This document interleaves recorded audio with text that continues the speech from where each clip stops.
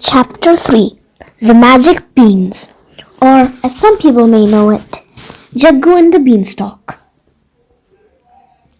The next morning, Ajji called all the children down and said, "The lockdown has begun. We should obey the Prime Minister and do what our country needs. Each of you must wash your hands multiple times a day and avoid touching your face, mouth and nose with your hands. If you feel unwell, tell me immediately. No helpers will come to work in our house from today," added Ajja. "That means we have to help Ajji." "Yes," said Ajji. "Now I will rely on you to help around the house, and chores will be assigned to everyone. Kamlu will look after the kitchen, and I will monitor the running of the household." The children nodded, slightly anxious but unable to fully comprehend the seriousness of the lockdown. Ajji gave clear instructions. "Raghu, you will help Ajja clean and vacuum the house. Krishna will help with the dishwashing. Anaksha and Aditi will help me with the laundry. Meenu, you will assist Kamlaji in the kitchen and gather and wash vegetables too." "You never know, kids. You might find it fun to work together," said Ajja, trying to lighten the mood as he saw their worried faces. The children nodded and split up to take care of their chores. Meenu went with Kamlaji to gather vegetables from the garden. She was very happy to see tomatoes, pumpkins, greens, and different types of gourds. But there were no cabbages, cauliflowers, or potatoes. "Look at the beans!" exclaimed Kamlaji. "They are fresh. Go ahead, Meenu. Pick them from the bush. It is very easy. Today we will eat tomato rice and roti with a sabji made of beans." Meenu started gathering the beans, and soon her basket was full. They came home, and Meenu began washing the beans in the kitchen sink. Everyone was busy working in the house, cleaning, cooking, washing dishes, or doing laundry. Once the chores were done, the children gathered to play and saw that Ajji was in an animated discussion with Ajja for a long time. After some time, she announced, "Kids, it is important to help others at this time. Ajja and I are thinking of making dry ration kits so that we can give them to people who can't afford it, but will need it during the lockdown period. Each kit will contain rations for 21 days.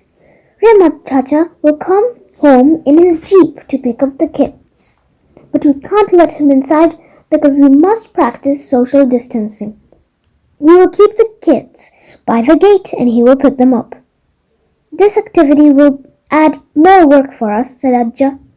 "But we have a solution. Vishnu Kaka is out of the station and his trusted helper Damu is alone in the house next door. I spoke to them both. Damu will come in the mornings, help us with the packing and household chores, and go back in the evenings to Kaka's house to sleep. He will not go anywhere else. Since Damu is alone, he quite likes the idea of being with us." Ajji smiled at Ajja and said, "Come, let's eat lunch and start packing." After lunch, Raghu said, "I want to sit down and relax for a few minutes. Why don't we all take a break? You can tell us a story, Ajji." "The story can wait, Raghu, but hunger cannot. Come, let's sit and pack." "Will you help me?" asked Ajji. "We will all help Ajji," clamored the children. "My Ajji is very nice and kind. I like it that helping others is more important to her than other things," thought Krishna, feeling proud of her grandmother. Just then, Damu entered the house. He greeted the children quickly and helped Ajji bring out huge bags of rice, dal, oil bottles, salt and sugar, along with packets of masalas from the storerooms. Ajji had got these from the market 2 days ago. Each child grabbed a bag to work with and started putting the ingredients into smaller 1 kilo bags. Ajja and Ajji carried a medium-sized cardboard box to the children, and they each added one small bag of their ingredient to it. Once all the items were in the box, Damu packed it up and kept it next to the main gate. The children really enjoyed making these small packets and didn't think of it at work at all. Time passed quickly and soon it was early evening. Ajit counted the boxes and announced, "We have made 200 boxes." Soon Ratmat Chacha also came and quickly loaded the boxes in his jeep and took them away to be distributed. The children were excited and felt happy about lending a hand. "Give us more, we want to do more," said Krishna. Yes, we do," said Meenu. "I want to call and tell my mother how much I have helped," screamed Anushka. "We have done a lot of work for the day. I've ordered more rations which will be here by tomorrow. So let's stop for now and continue tomorrow," replied Ajja. After they had cleaned up, the children gathered around Ajji as she was washing her hands. "Tell us a story now." "Maybe I will tell you after dinner," said Ajji.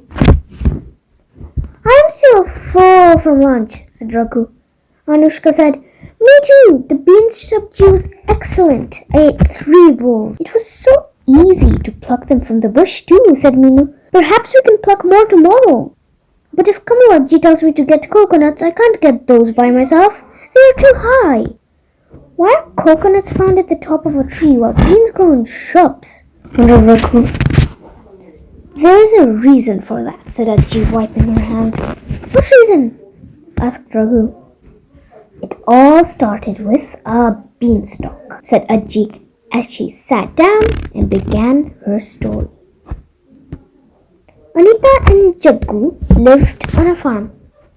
Anita worked hard, but her husband was very lazy. She would tell her husband every day, "If you help me, we can do a lot together. I can't do everything by myself. We are poor farmers. Please lend a hand so that we can lead a better life." Jaggu, however, wouldn't listen. Poor Anita did whatever she could. She worked hard to grow vegetables and sold them at the market. The money was just enough to make ends meet, and somehow Anita managed to take care of the house and their basic needs. One day, while returning from the market, there was loud thunder and a heavy downpour. Anita was passing by a small house and decided to ask for shelter there. She saw an old man cooking. He invited her to sit down in the veranda and wait for the rain to stop. When the rain showed no signs of stopping, the man said, "Please come inside, young lady. Have a meal before you go." Anita was thankful for his kindness and gave him the leftover vegetables she was carrying back home. The rain refused to subside. While speaking to each other, Anita told the man about the farm and her problems. She didn't have anyone with whom she could share her deepest thoughts and problems, and she felt comfortable in the company of this sweet and gentle old man. He smiled and listened to her carefully. After another hour, the rain stopped. Before she left, the old man gave her 1 seed of a bean. He said, "Anita, this is an unusual seed. Grow this and you will get a delicious vegetable. You can sell it in the market. This will fetch you more money since it will be a new kind of vegetable." Anita thanked the old man, took the seed and went home. The next day, she planted the seed. Within a month, the seed grew into a creeper. Green beans began sprouting around it and shot upwards, but only till Anita's hands could reach when she stood up on tiptoe. The creeper, however, kept going up and up, so high that Anita couldn't see where it ended. Since the vegetable was new and delicious, people bought her produce very quickly, and she was able to sell all of it.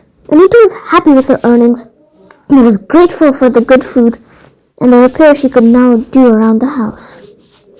Now, lazy Jaggu became very curious about these new beans. He started getting up very early, not to help his wife, but to see and monitor the beanstalk.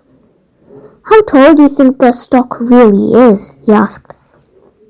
"I don't know, and I am not interested. I get enough beans to sell at the market, she replied. Jaggu, however, kept pestering her. Ask that old man to give you some more seeds, he suggested. There are no seeds in these beans, but if the old man gives you some, we can plant many more and get rich. No, I am content with what we have now. Don't be greedy, Jaggu. We have enough. Jaggu gave up on her and went in search of the old man. The day that Anita had brought the seed home, she had told him about the house where she had met him. Soon enough, Jaggu found the house, but to his dismay, there was nobody inside. Perhaps I should climb the beanstalk instead and see how far up it goes, he thought. But I can't do it when Anita is at home. She will surely try to stop me. So he returned home and waited for Anita to leave the house. After a few days, Anita went to the market to sell the beans.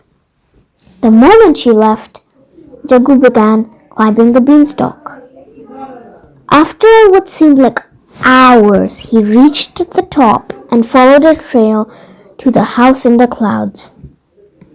The door was closed. He knocked. A man's voice asked, "Who is it? Why have you come here?" "Sir, I am Anita's husband, Jaggu." "What do you want?" Jaggu hesitated. Why should I ask for more beans, he thought. More beans means I'll have to work hard, and only then I'll get the money. I'd rather ask for the money straight away. So he said, "Money. I want money." "Sure," said the voice. "Now go away." Jaggu went back to the beanstalk and climbed down all the way to the bottom. When he entered his house, he saw a box overflowing with money. Suddenly, he felt disappointed. I should have asked for gold nuggets instead of money, he thought. It would have been worth much more. Anita came back home, but he didn't tell her what had happened that day. Instead, he managed to get by with the money for a few days and waited for her to go to the market again so he could climb up to the beanstalk and ask for gold nuggets this time. But soon he changed his mind. What is the use of nuggets, he thought to himself. Those are not important either. I must become the richest man in the village. That is the best way to trick the man who lives up there. The next time Anita went to the market, Jaggu climbed the beanstalk again. He reached the top and followed the trail to the house in the clouds. The door was closed. He knocked. A man's voice asked, "Who is it? Why have you come here?" "Sir, I am Anita's husband, Jaggu." "What do you want?" "I want to be the richest person in the village." "Sure," said the voice. "Now go away and don't come here again." Jaggu climbed down, feeling happy and carefree. He knew he was going to be the richest person in the village. And he was. This time he told Anita what happened when she came back home. Anita wasn't pleased. "I don't want to participate or use the money that you have received in this way. Do what you want, but leave me out of it," she replied. Jaggu was least bothered. He began wondering what he should do now that he was rich. He began inviting other rich people of the village to his house for meals. Anita refused to join in and continued her work quietly. One day, Jaggu hosted a big dinner for all his new friends in his new palatial house. However, they declined because they had another invitation for the same day. All of them said, "The king is coming to the village, so we must accept his dinner invitation first." That means that the king is more powerful than the rich, he thought. Perhaps I should go back and ask that man on the top of the beanstalk to make me powerful. The next time Anita went out, Jaggu climbed the beanstalk again. He reached the top and followed the trail to the house in the clouds. The door was closed. He knocked. A man's voice asked, Who is it? Why have you come here? Sir, I am Anita's husband Jaggu. What do you want? I want to become the most powerful king in the land. Sure, said the voice. Now go away and don't come here again. Jaggu's wish was granted once again, and he became the most powerful king in the land. Anita, however, refused to become queen, stayed back in her house. She continued growing and selling the beans. One day, Jaggu asked her, "We have so much money that 7 generations can live and thrive on it. Why do you still work that hard?" Heavy. Anita knew that her husband's greedy and lazy nature would make him pay a heavy price one day. Out loud, she said, "Your status has been earned through magic, while mine has been through hard work. Mine will remain with me forever." Jaggu shook his head, unable to comprehend the truth in his wife's words. One day, Jaggu went to meet the emperor of the land. The minister said, "Please wait, he can't meet you now." "Why? What is he doing?" demanded Jaggu. "He is praying and performing a puja." "Does he do this every day?" asked Jaggu. "Yes, sir, every morning. God is the most powerful of all, and everyone must bow down to his divine presence," said the minister. "Even the emperor must bow down to God, so why don't I become God?" he thought. So the next time Anita went out, Jaggu went back to his old house and climbed the beanstalk again. He reached the top, followed the trail to the house in the clouds. The door was closed. He knocked. A man's voice asked, "Who is it? Why have you come here?" "Sir, I am Anita's husband, Jaggu." "What do you want?" asked the voice, sounding angry. "I promise I won't come again if you make me God. I want to become God. Please," pleaded Jaggu. The voice laughed heartily. God is everywhere in the universe. He is kind and compassionate, and an individual can attain godliness only by doing great work. You are a greedy and lazy fellow, and I have had it with your wishes. You deserve nothing." Jaggu felt an invisible kick to his rear end, and he fell down from the clouds. He landed in the front yard of his small house. There were bruises everywhere on his body.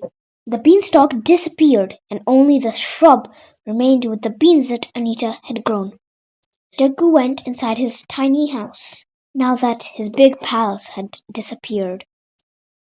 When Anita came home, she was shocked to see her wounded husband and a small shrub in the front yard. The beanstalk had vanished too. She realized what had happened. Worried that she would run out of beans, she went to the shrub and plucked a bean. To her surprise this time, the beans had seeds.